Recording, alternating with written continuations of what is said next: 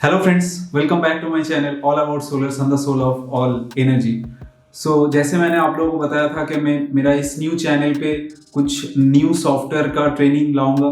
तो आज हम लोग एक नए सॉफ्टवेयर के बारे में यहाँ पे डिस्कस करेंगे जो कि है सोलरियस पीवी सोलर डिजाइनिंग सॉफ्टवेयर। यहाँ पे मैं इसका एक प्रॉपर ट्रेनिंग सीरीज बना रहा हूँ। तो ये पहला एपिसोड है इसका, और आगे इस पे हम प्रॉपर कैसे एक सोलर प्लांट का डिज़ाइन इस पर्टिकुलर सॉफ्टवेयर में किया जाता है उसका step by step procedure follow करेंगे। So before wasting any time, let's get started.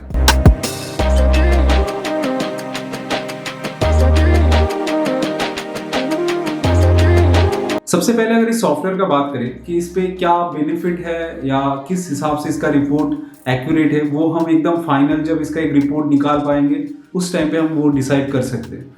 But अभी के लिए हम इसका एक जो बेनिफिट हमें मिल सकता है उसके बारे में मैं बता दूं। वो क्या है कि जैसे हम कोई भी सोलर प्लांट का जब डिज़ाइन कर रहे हैं तो हमें बहुत सारे स्टेप्स फॉलो करने पड़ते हैं।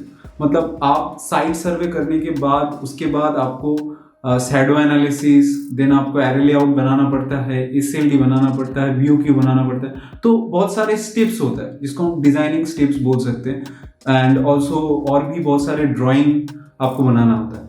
बट इस सॉफ्टवेयर में क्या है कि इस सॉफ्टवेयर में आप बेसिक एक प्रॉपर रिपोर्ट निकाल सकते हो जहां पे आपको अलग अलग सॉफ्टवेयर का यूज नहीं करना है।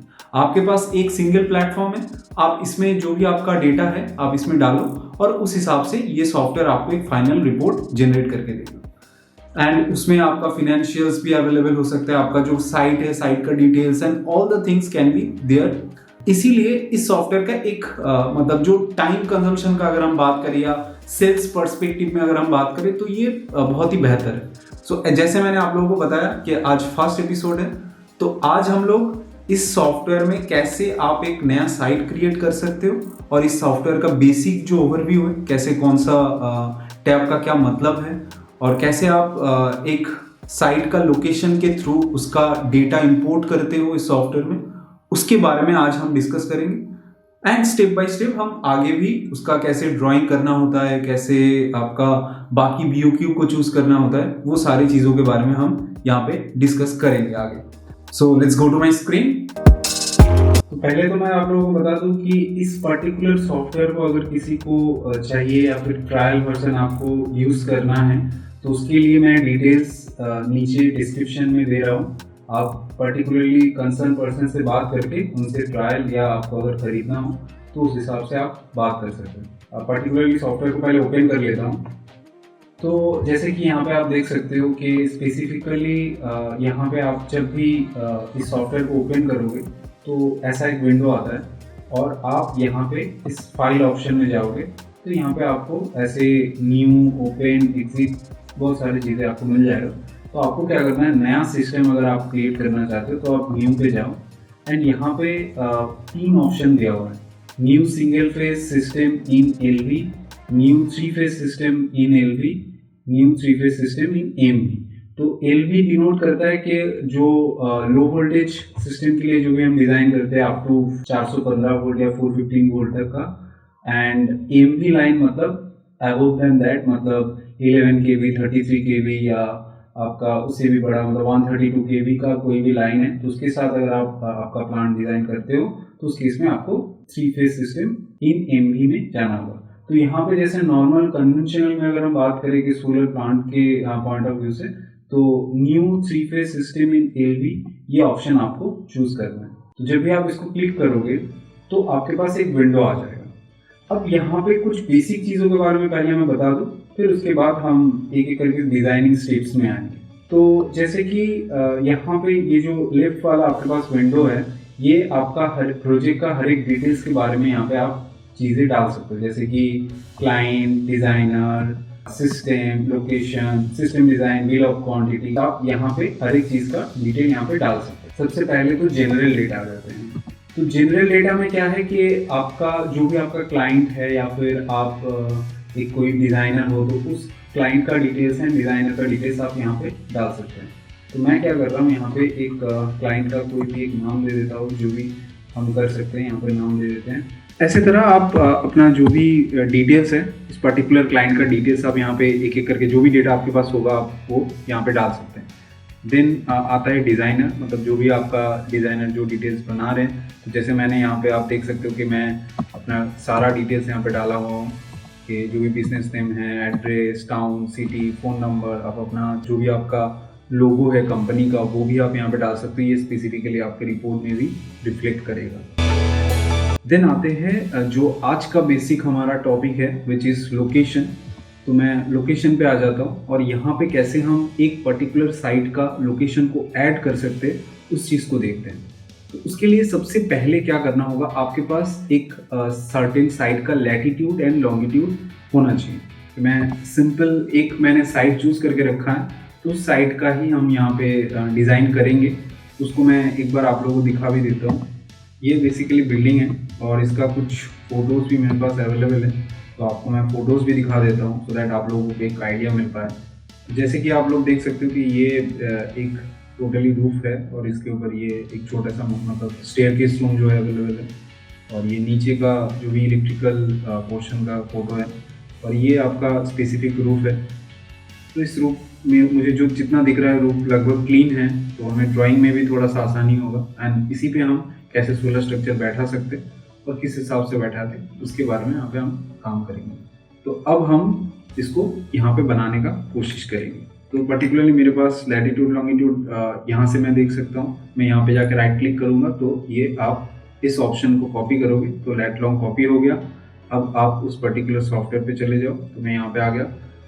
तो आपके पास बहुत सारे ऑप्शंस अवेलेबल होंगे। तो first one is that geographical data.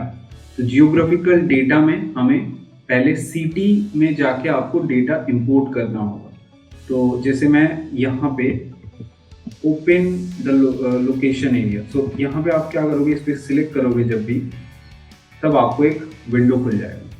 तो ये तो कुछ स्पेसिफिक सिटी का डेटा ऑलरेडी सॉफ्टवेयर में दिया हुआ है, बट हमें यहाँ पे एक पर्टिकुलर लोकेशन का डेटा को इंपोर्ट करना है। तो उसके लिए हमें क्या करना होगा, इस पे जाना है, यूज़र आर्काइव। तो आप यूज़र आर्काइव में जाओ और यहाँ पे जैसे स्पेसिफिक आपका जो भी साइट है, या आप सिटी के नाम से उसको सेव कर सकते हो या साइट के नाम से भी सेव कर सकते हो। तो मैं इसको एक जो भी मेरा बिल्डिंग है उस बिल्डिंग का नाम दे देता हूँ। आप सिटी का भी चाहे तो नाम दे सकते हो। मैं जस्ट ऐसे प्रोजेक्ट साइट वाइज नेम डाल दिया। नेम डालने के बाद यहाँ पे आपको एक ऑप्शन मिलेगा, सिलेक्ट कोऑर्डिनेट फ्रॉम मैप। सो आप मैप से पर्टिकुलरली आपका जो कोऑर्डिनेट है उसको सिलेक्ट कर सकते हो। तो मैं यहाँ पे सिलेक्ट कर रहा हूँ। जब भी मैं सिलेक्ट करूँगा ये ऑटोमेटिकली मुझे इसका मैप पेज में लेके जाएगा। जब भी इस पे आएंगे आप, वो लैटिट्यूड लॉन्गिट्यूड यहाँ पे आप पेस्ट कर दीजिए एंड सर्च इट। जब भी मैंने सर्च किया यहाँ पे मेरा आ गया, ये वाला मेरा लोकेशन है। तो मैं इस पे जाके सिलेक्ट कर रहा हूँ। देखो ये रेड मार्क हो गया, मतलब ये लोकेशन ये सिलेक्ट कर रहा है। एंड इसको आप कंफर्म करो। जब भी आप कंफर्म कर दोगे तो ये ऑटोमेटिकली इसका lat long altitude all the details ये सारा ले लेगा।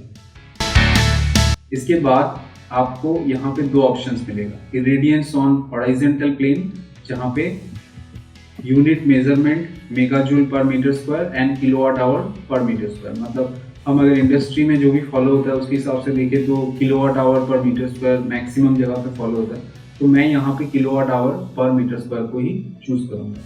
इसके बाद आपको इस डेटा को इंपोर्ट करना है। ऐसे एक आपको ये प्रिलिमिनरी डेटा दिखा देगा, बट आपको फिर भी इंपोर्ट करना होगा। तो उसके लिए आप क्या करोगे, इसमें ये जो पहला वाला ऑप्शन है जो कैलकुलेटर की तरह यहाँ पे आपको दिख रहा है, तो इस पर आप क्लिक करोगे तो आपके पास दो ऑप्शन होगा, import from PVGIS and import from Meteonorm for the whole world. तो हम जनरली PVC का भी ट्रेनिंग में मैं बताया था कि मीटियोनोम डेटाबेस थोड़ा सा एक्यूरेट होता है, और Meteonorm database generally all over the world renewable energy के पर्पस में यूज होता है। तो हम मीटियोनोम को भी चूज कर सकते हैं, आप PVGIS को भी ले सकते हैं, कोई इशू नहीं। तो हम मीटियोनोम को ही ले रहे हैं। नाउ आप जब भी इस पे मीटियोनोम करोगे तो ये देखो सारे वैल्यू को कैलकुलेट करेगा। अब यहाँ पे इन्होंने क्या किया, मेगाजूल पर मीटर स्क्वायर में लिया है, बट मैं इसको kilowatt hour per metre square में ले रहा हूँ। इस पे आपका स्पेसिफिक हर एक मंथ का आप देख सकते हो कि solar average daily solar radiation क्या होगा वो आपको यहाँ पे दिख रहा है। हर एक महीने का, राइट। तो इसके बाद मैं इसको सिलेक्ट कर दे रहा हूँ। जब भी मैं सिलेक्ट कर दूंगा ये स्पेसिफिकली उस पर्टिकुलर लोकेशन का सारा डिटेल्स ले लेगा। जैसे आप देखिए सिटी, बिल्डिंग, लैटिट्यूड, लॉन्गिट्यूड, आपका जो भी रेडियंस है वो सारा देखिए। इसके बाद आता है शेडिंग वाला पार्ट। तो ये शेडिंग क्या है, जैसे सनपाथ डायग्राम हम पीवीसी में करते हैं वैसे ही शेडिंग भी यहाँ पे है कि आपका एक सनपाथ डायग्राम आपको ड्रॉ करके दे रहा है according to the sun height and sun azimuth. तो ये हो गया शेडिंग। एंड देन आते हैं रिफ्लेक्टेंस। अब ये रिफ्लेक्टेंस क्या है, एक्चुअली यहाँ पे रिफ्लेक्टेंस मीन करता है एल्बेडो। जैसे हमने पीवीसी पे भी एल्बेडो टर्म के बारे में सुना होगा, तो यहाँ पे भी एल्बेडो एक्चुअली रिफ्लेक्टेंस के तौर पे दिया गया है। तो क्या होता है कि जब भी हम कोई भी जगह पे सोलर मॉड्यूल लगाते हैं, चाहे वो रूफटॉप हो, चाहे वो ग्राउंड माउंट हो, चाहे वो कोई भी स्नो एरिया हो या डेजर्ट हो, तो डिफरेंट एरियाज के लिए आप जिस सरफेस पे लगा रहे हो उस सरफेस के अकॉर्डिंग आपको एक रिफ्लेक्शन होता है सोलर रेडिएशन का। तो इसीलिए उस रिफ्लेक्शन के दौरान भी सोलर प्लांट जनरेशन में फर्क पड़ सकता है एंड इम्पैक्ट आता है, जिस चीज को हम बोलते हैं एल्बेडो। अब ये एल्बेडो किस पर्सपेक्टिव में आपको चूज करना चाहिए, जैसे आप यहाँ पे अगर देखोगे कि एवरेज एनुअल रिफ्लेक्टेंस इज 0.20। सो ये क्या है कि 0.20 स्टैंडर्ड वैल्यू है जो थ्रू आउट द ईयर यहाँ पे कंसीडर किया जा रहा है। अब क्या है कि आपको अगर लेट्स से आप कोई स्नो एरिया के लिए लगाते हो या फिर आप एक ग्राउंड माउंट प्रोजेक्ट पे काम कर रहे हो जहाँ पे टोटली ग्रास लैंड है, तो उसके लिए आपको अकॉर्डिंग टू द वैल्यू जो यहाँ पे दिया हुआ है उसके हिसाब से आपको चूज करना होगा। अगर हम यहाँ पे बात करें कि ड्राई ग्रास, तो ड्राई ग्रास का वैल्यू आप देख सकते हो 0.20, तो ग्रास के हिसाब से आप 0.20 कंसीडर करोगे। ग्रीन ग्रास के लिए देखिए थोड़ा सा ज्यादा है। तो according to the surface where you are installing your plant, मतलब जिस जगह पे आप सोलर मॉड्यूल को लगा रहे हो उस पर्टिकुलर सरफेस के हिसाब से आपको यहाँ पे एनुअल रिफ्लेक्टेंस वैल्यू को लेना है, ठीक है। और ये क्या नॉर्मल मॉड्यूल या नॉर्मल प्लांट में इम्पैक्टफुल है?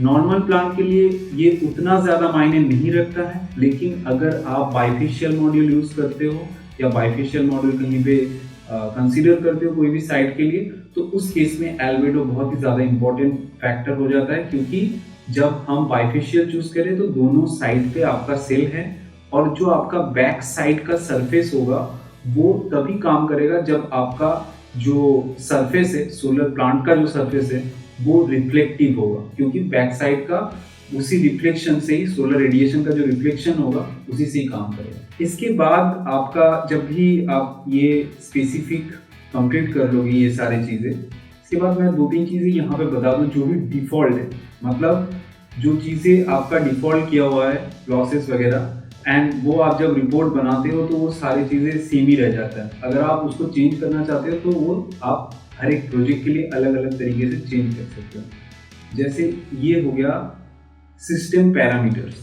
तो सिस्टम पैरामीटर में कुछ चीजें यहाँ पे डिफॉल्ट दिया हुआ है जो कि हमें अलग तरीके से चेंज करना चाहिए जब आप कोई भी प्रोजेक्ट का डिजाइन कर रहे हैं। जैसे हो गया कि system parameters modules working temperature for voltage calculation. जैसे हम कहीं पे भी जब भी हम सोलर मॉड्यूल का स्ट्रिंग डिजाइन करते हैं तो टेम्परेचर एक बहुत ही इंपॉर्टेंट फैक्टर होता है, तो इसीलिए हमें यहाँ पे minimum temperature and maximum temperature को देना होगा। तो जिस लोकेशन पे आप प्लांट इंस्टॉल करने का प्लानिंग कर रहे हो या इंस्टॉल कर चुके हो तो उस लोकेशन का मैक्सिमम एंड मिनिमम टेम्परेचर आपको देखना होगा। तो मैं अगर इस लोकेशन का मैक्सिमम टेम्परेचर या मिनिमम टेम्परेचर को निकालने का कोशिश करूँ, timeanddate.com ये एक वेबसाइट है, यहाँ से आप टेम्परेचर का डिटेल्स निकाल सकते हो। तो मैं यहाँ पे इस पर्टिकुलर लैटिट्यूड लॉन्गिट्यूड को इनपुट करके सर्च कर रहा हूँ, एंड यहाँ पे आपको क्या करना है कि चूज़ करना होगा कि आप कौन से महीने का देखना चाहते हो। जैसे मैं जनवरी का देखना चाहता हूँ कि क्या रहता है कि 7 डिग्री लोएस्ट टेम्परेचर, एंड मैं देखना चाहता हूँ जून का देखता हूँ तो ये आता है हाईएस्ट 36 डिग्री। तो मैं मैक्सिमम पकड़ रहा हूँ 40 डिग्री एंड मिनिमम पकड़ रहा हूँ मैं 7 डिग्री। ओके, तो मैं चला जाता हूँ फिर से सॉफ्टवेयर में एंड इसको मैं 7 डिग्री पकड़ रहा हूँ एंड मैक्सिमम को मैं 40 डिग्री या 45 डिग्री चलो ले लेता हूँ। And inverter sizing factor minimum value 70 and maximum value 120। आप इसको 125 तक कर सकते हो। मतलब इन्वर्टर का जो साइजिंग है कितना तक मैक्सिमम किया जाता है, जैसे जिसको हम ओवरलोडिंग बोलते हैं, कि जो आपका इन्वर्टर का कैपेसिटी है उससे कितना परसेंट ज़्यादा आप सोलर उसमें लगा सकते हो। जो यहाँ पे 20% तक लिया हुआ था, मैंने इसको 25 कंसिडर किया है। अब यहाँ पे डिफरेंट लॉसेस का भी वैल्यू दिया हुआ है, जैसे losses due to reflection, losses due to shading, mismatch losses. तो ये सारे लॉसेस का डिफॉल्ट वैल्यू दिया हुआ है। तो ये डिफॉल्ट वैल्यू को आप छेड़खानी ना करो, क्योंकि ये सारे सॉफ्टवेयर एक्सपर्ट ही इसका डिफॉल्ट वैल्यू दे के रखे। तो यहाँ पे हम कुछ भी ज़रूरत नहीं है हमें छेड़खानी करने का। देन एक्यूमुलेशन सिस्टम एफिशिएंसी, मतलब ओवरऑल सिस्टम एफिशिएंसी का परसेंटेज कितना तक लिमिटेशन होना चाहिए वो भी यहाँ पे दिया हुआ है। एंड इसको आप कंफर्म कर दोगे तो ये इस पर्टिकुलर प्रोजेक्ट के लिए कंफर्म हो जाएगा। इसके बाद जो आपका स्टेप आता है, जैसे हमने लोकेशन को ऐड कर लिया, क्लाइंट ऐड कर लिया, डिज़ाइनर ऐड कर लिया, इसके बाद आता है सिस्टम वाला पार्ट। तो ये सिस्टम वाले पार्ट में आपको सबसे पहले तो इसका डिज़ाइन करना होता है, मतलब ड्राइंग करना होता है। तो ये ड्राइंग वाला पार्ट मैं नेक्स्ट सेशन में बताऊंगा। तो आज के वीडियो में मैं यहाँ पे इसको ख़त्म करूँगा, बट आप लोगों के लिए मेरा एक ही रिक्वेस्ट है, काइंडली इस चैनल को आप सब्सक्राइब कीजिए। आगे मैं और भी सॉफ्टवेयर के ट्रेनिंग सीरीज़ लाने वाला हूँ, तो काइंडली अगर आप लोग सपोर्ट करोगे तो मुझे इंकरेजमेंट मिलेगा। एंड आपके मन में कोई भी डाउट हो इस सॉफ्टवेयर के बारे में, अगर और भी कोई सोलर रिलेटेड सॉफ्टवेयर या कोई टेक्निकल डाउट हो, तो आप काइंडली कमेंट सेक्शन में मुझे बताइए। मैं ट्राई करूँगा आप लोगों के कमेंट का जवाब देने का। सो ये मेरा रिक्वेस्ट है, काइंडली मेरे चैनल को सब्सक्राइब कीजिए और आपके जो भी दोस्त लोग हैं, जो भी आपके कलीग्स हैं, उनके साथ शेयर कीजिए, सो दैट उनको भी कुछ नया सॉफ्टवेयर के बारे में लर्निंग मिल पाए। That's all from my side. Thanks for watching. Till then, good bye, thank you.